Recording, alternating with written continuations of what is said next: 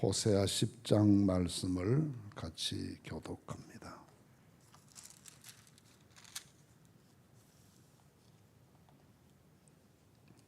호세아 10장 말씀입니다.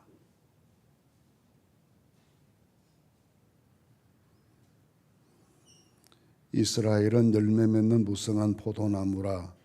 그 열매가 많을수록 재단이 많게 하며 그 땅이 번성할수록 주상을 아름답게 하도다.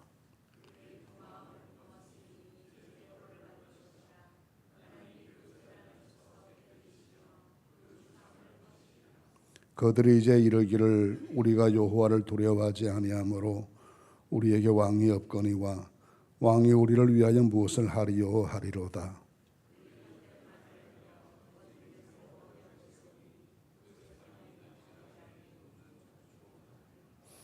사마리아 주민이 베다원의 송아지로 말미암아 두려워할 것이라.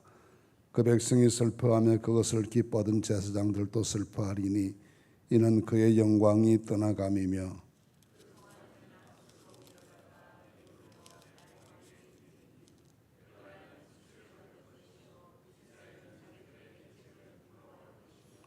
사마리아 왕은 물 위에 있는 거품같이 멸망할 것이며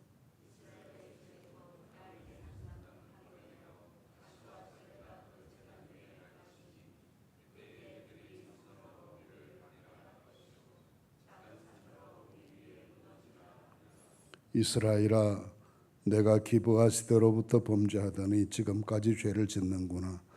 그러니 범죄한 자손들에 대한 전쟁이 어찌 기브아에서 일어나지 않겠느냐.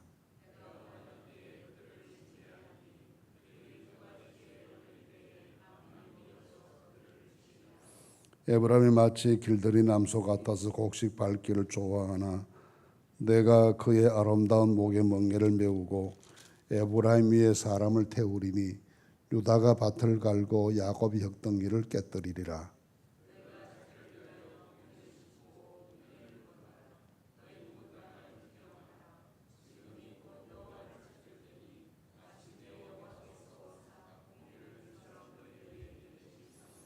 너희는 악을 바꿔라 죄를 거두고 거짓 열매를 먹었나니 이는 내가 내 길과 내 용사의 많음을 어리하였음이라.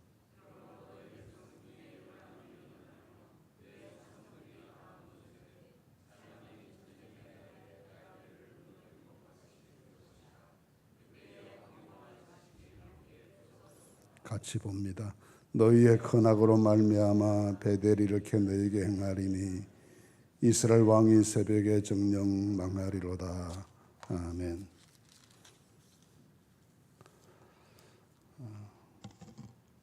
호세아 10장 말씀은 9장 말씀과 거의 맥을 같이 하는 말씀입니다. 9장 말씀의 마지막 17절에 보시면 그들이 듣지 아니하므로 내 하나님이 그들을 버리시리니 그들이 여러 나라 가운데 떠도는 자가 되리라 하는 말씀이 있습니다. 사실은 이 말씀 한 구절이 이스라엘 백성들의 특히 북왕국 이스라엘의 미래에 대한 하나님의 확정된 징계요 심판의 말씀이었습니다.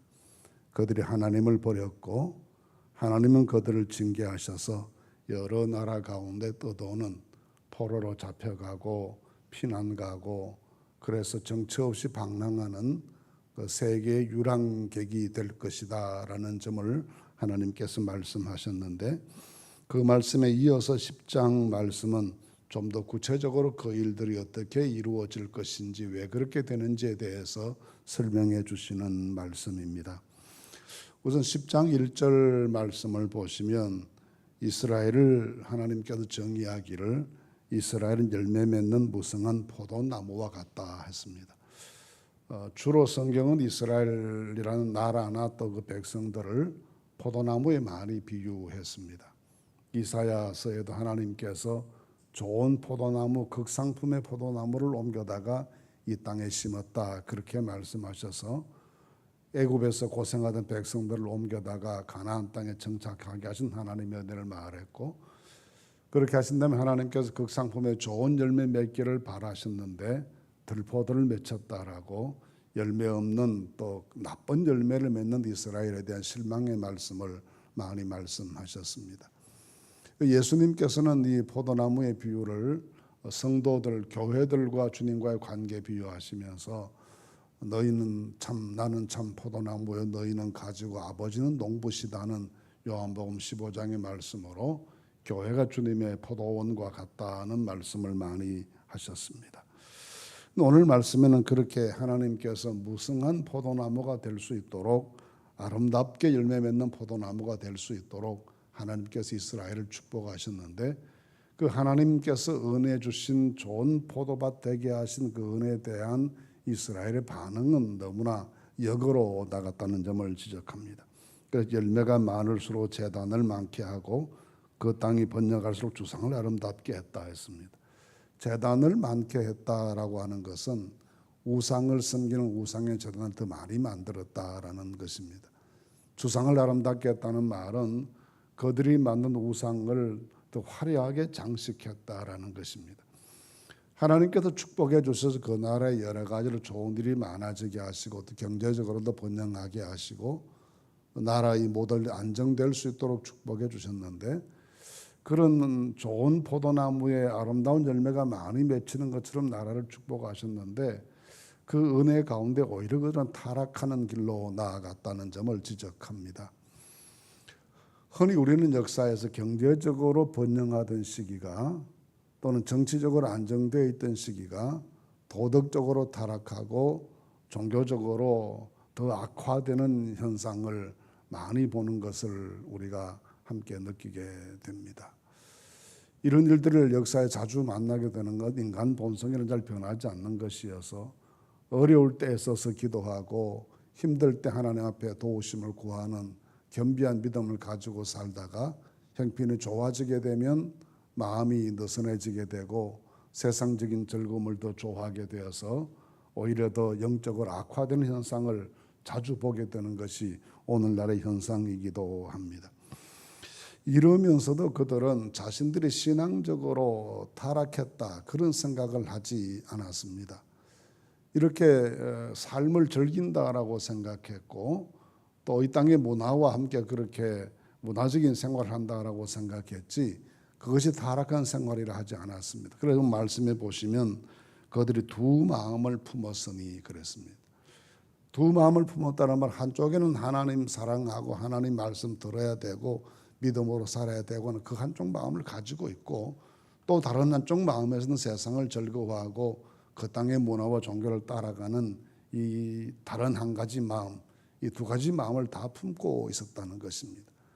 대체로 우리가 신앙적으로 일상적인 교회 생활을 하고 오랫동안 신앙생활에 길들여 있던 사람들이 자주 가지기 쉬운 자세가 이 두 마음을 품는 것입니다. 오직 하나님께만 집중하고 하나님 사랑하는 것에만 마음을 다하고 내 인생의 초점을 하나님 영광이란 여기에 모아두고 온갖 삶의 모든 내용들 여기에 집중하여 살기보다는 한편으로는 하나님 섬기는 삶을 살고 또 한편으로는 세상적인 삶을 살기도 하고 하는 이 두 마음을 가지게 되는 것입니다. 그래서 오늘 이 말씀을 그 말씀을 지적합니다. 두 마음을 품는 것에 대해서 하나님께서 벌을 주실 것이다 라고 합니다. 열왕기상 18장 말씀 보시면 엘리야가 당시 이스라엘 백성들을 갈멜산 위에 다 모아두고 하는 말이 너희가 하나님과 이 바알 사이에서 언제까지 머뭇거리려 하느냐 하고 책망하는 말씀이 있습니다. 여호수아 24장에서도 여호수아가 백성들에게 너희 섬길 줄을 오늘날 택하라.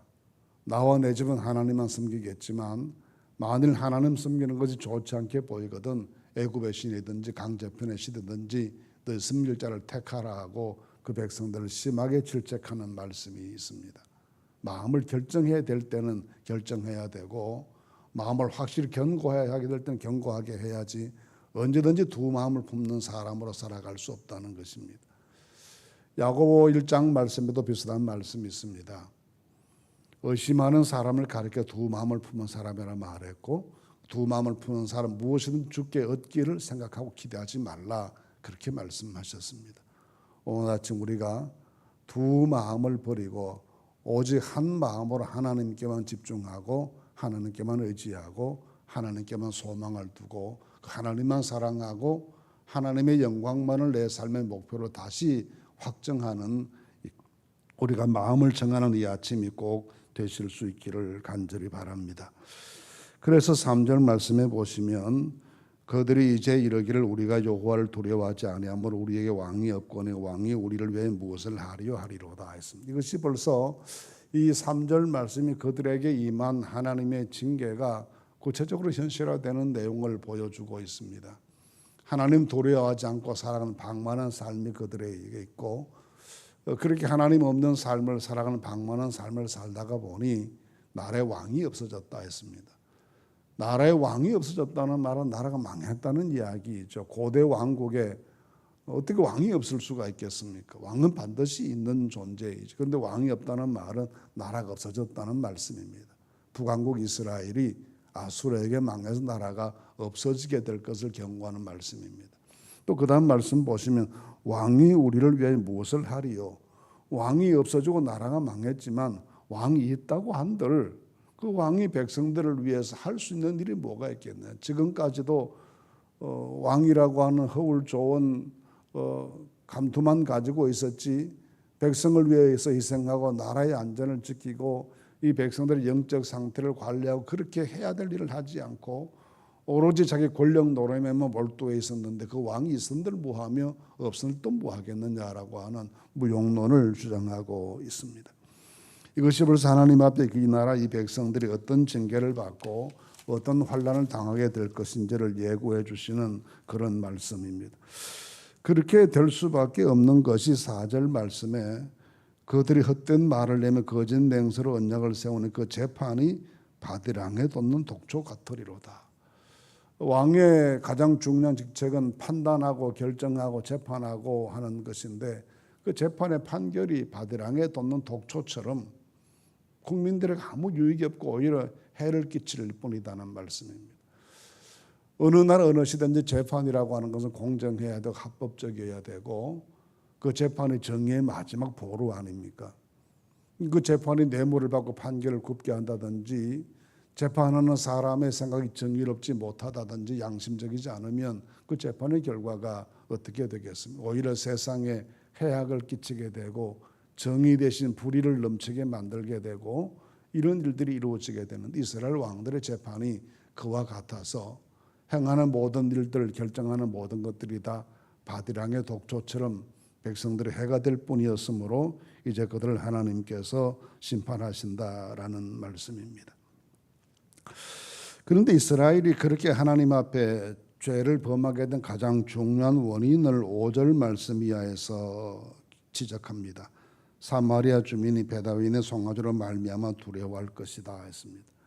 이 베다윈은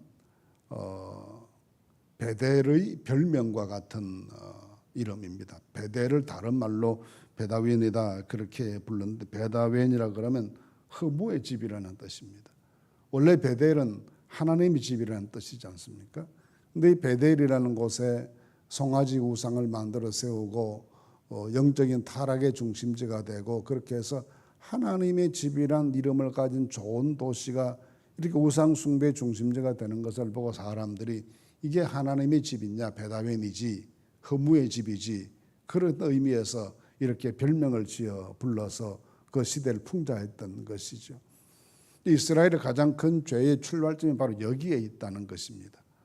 나라가 처음 세워졌을 때 여로보암 1세 왕이 예루살렘으로 하나님께 예배드리러 가는 것이 자기에게 정치적으로 부담이 된다 해서 예루살렘 가는 길을 막아버리고 단과 베델에 가짜 성소를 세우고 거기에 송아지 우상을 만들어 놓고 이것이 우리 하나님이다 하고 예배하게 만들면서 이스라엘의 영적인 타락이 시작되었고 여기에서부터 모든 것이 잘못되어 가기 시작했습니다.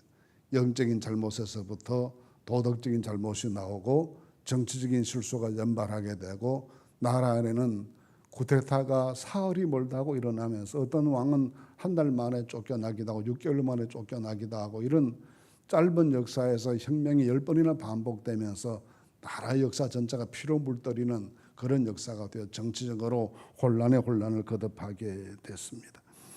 이런 모든 일들이 다 어디에서부터 시작됐느냐? 그 시작의 출발점이 우상 숭배에 있었다 하나님께 영적으로 타락한 여기에서부터 이 나라의 불행의 모든 것이 시작되었다는 점을 지적합니다. 그러면서 그 일의 결실로, 그 일의 결과로 나타난 여러 현상들을 설명합니다. 슬퍼했다, 영광이 떠나갔다, 수치를 받을 것이다, 부끄러워질 것이다, 왕은 물 위에 있는 거품처럼 사라지게 될 것이다. 이런 현상들이 나라 안에 비일비재하게 일어나게 된다는 점을 지적하면서 하나님을 떠나버린 이스라엘의 죄가 얼마나 처음 시작은 미약한 것에 불과했겠지만 가면 갈수록 죄가 눈덩이처럼 불어나게 되고 이 종교적인 영적인 죄에서 도덕적인 타락으로 이어지고 그것이 정치적인 혼란으로 이어지게 되고 하면서 끝없는 살육의 역사가 이어져가는 이런 안타까운 모습을 보이다 결국은 왕이 물 위의 거품처럼 사라지는 시대가 온다고 했습니다. 물 위의 거품이 사라지는 것이야 소리 소문도 없이 한순간에 없어지는 것 아닙니까? 그런 나라의 몰락이 오게 된다는 점을 엄중히 경고해 주시고 있습니다. 그러면서 9절 말씀 우리가 좀 더 예의주시해서 이 말씀을 묵상해 볼 필요가 있습니다. 9절 말씀 보시면 이스라엘아 내가 기브아 시대로부터 범죄하더는 지금까지 죄를 짓는구나. 그러니 범죄한 자손들에 대한 전쟁이 어찌 기브아에서 일어나지 않겠느냐 했습니다. 기브아의 역사에 대해서 어제 새벽에 9장 말씀 읽을 때 잠깐 말씀을 드렸습니다. 사사기 19장에 나오는 역사가 그 배경인데 한 레위인이 자기 아내를 찾아서 집으로 데리고 들어가다 기브아에 들러 하룻밤 유숙하게 됐는데 동네 불량배들이 아내를 끌어내서 성폭행을 하고 끝내는 그 아내가 죽게 되고 하는 이런 죄를 짓게 되자 오히려 그 죄에 대해서 그 지역을 담당했던 베냐민 지파가 엄중히 처리하지 못하고 비호하게 되고 여기에 대해서 다른 지파들이 분노의 전쟁을 일으키고 베냐민 지파가 몰살의 위기에 처하게 되고 하는 이런 끔찍한 역사가 있었는데 그 역사를 다시 이 오늘 10장 9절 말씀에서 상기시키면서 그때 그 기브아에서부터 시작된 그 죄가 지금까지도 개선되지 않고 계속 그런 일들이 나라 안에 이 백성 가운데 이루어지고 있다는 것입니다. 가끔 우리는 어떤 끔찍한 역사를 볼 때 굉장히 격분한 마음으로 비판하고 성토합니다. 그런데 격분하고 성토하는 것까지 뿐이지 그런 문화를 고치기 위한 구체적인 노력을 하지는 않습니다. 그래서 그런 일이 또 반복되는 것이죠. 흔히 속담에 욕하면서 배운다라는 말이 있습니다. 앞선 세대들의 잘못에 대해서 격렬하게 성토하고 욕하면서 성장하다가 자기들이 어른이 되면 보고 들은 배운 것들이 그것밖에 없어서 또 그렇게 살아가게 되고 다음 세대들에게 또 지탄받게 되고 이런 일들이 있다는 것이죠. 오늘 말씀 바로 그 점을 지적합니다. 역사적으로 그런 일이 있었을 때 이 부분에 대해서 정말 반성하고 새로운 문화를 만들어내고 새로운 역사를 만들어내기 위해서 국가적으로 노력하고 제도를 개선하고 이런 철저한 변화가 이루어져야 했는데 그렇지 못하고 그 당시 한번 격분했던 사람들이 그 다음 시대가 되면 자기들이 그런 죄를 짓고 반복해 하면서 그 죄의 역사를 끊어내지 못했다는 것입니다. 한번 언젠가는 누군가에 의해서 이 잘못된 관행이나 습관이나 이런 문화를 끊어내는 역사가 필요한데 모두가 탄식은 했고 걱정은 했고 염려는 했고 비판은 했고 목소리를 높였지만 역사를 종결시키지 못한 것 때문에 그래서 오늘 말씀에 그럽니다. 그때로부터 범죄하더니 지금까지 죄를 짓는구나 하고 바꿔지지 않는 잘못에 대한 걱정스러운 마음을 이렇게 표현해 주시고 있습니다. 우리에게 이 말씀은 대단히 중요하다고 생각하는데 하나님께서 우리를 세상에 살아가면서 그릇된 일에 대해서는 완전히 종결하고 내 삶에 대해서도 잘못된 관행을 이어가는 것에 대해서는 깔끔하게 정돈을 하고 새로운 삶을 살아가는 결심이 반드시 있어야 된다는 점을 가르쳐 주십니다. 그러면서 마지막으로 권면하는 말씀을 보시면 12절 13절 말씀인데 12절 말씀 보시면 권면의 말씀이 있습니다. 권면의 말씀이 있는데 세 가지를 권면합니다. 너희가 자기를 위해 첫째는 공의를 심고 둘째는 인애를 거두고 셋째는 묵은 땅을 기경하라 했습니다. 이 말씀 우리가 정말 깊이 마음에 새기시면 좋겠습니다. 우리가 일상생활을 살아가면서 그리스도인답게 산다는 것은 그게 무엇입니까? 공의로운 생활을 하는 것, 공의를 사회적으로 공의를 심고 그 열매를 거두는 인애를 거두고, 인애란 긍휼, 사랑 그런 뜻입니다. 우리가 공의롭게 살아가니 하나님이 축복하셔서 하나님의 사랑의 열매가 우리 가운데 맺혀 거두게 되고, 그리고 셋째 할 일은 묵은 땅을 기경해라. 이 묵은 땅을 기경하라는 말은 땅이 좋은 열매를 맺을 수 있도록 토양을 개발해라는 말씀이죠. 우리의 심성의 바탕을 좀 새롭게 하라는 말씀입니다. 그래서 우리가 오늘도 이 말씀을 기억하십시다. 공의를 실천해서 씨앗으로 뿌리고 사랑의 열매를 거두고 좋은 열매 거두는 삶이 될 수 있도록 마음밭을 날마다 개발해 나가고 하는 이런 역사를 통해서 좋은 땅에 뿌려진 씨앗이 30배, 60배, 100배의 결실이 되었던 것처럼 우리 삶에 그런 열매가 맺힐 수 있도록 해야 하겠습니다. 그렇게 하지 못하면 그 역으로 살아가게 되는데 13절에 보시면 악을 바꿔라 죄를 거두고 거짓 열매를 먹었다. 악의 씨앗을 뿌리고 나면 나중에 죄의 열매를 거두고 나중에는 거짓된 삶이 자기 삶의 열매로 맺혀지게 된다는 것입니다. 우리는 두 선택 가운데 기로에 서 있습니다.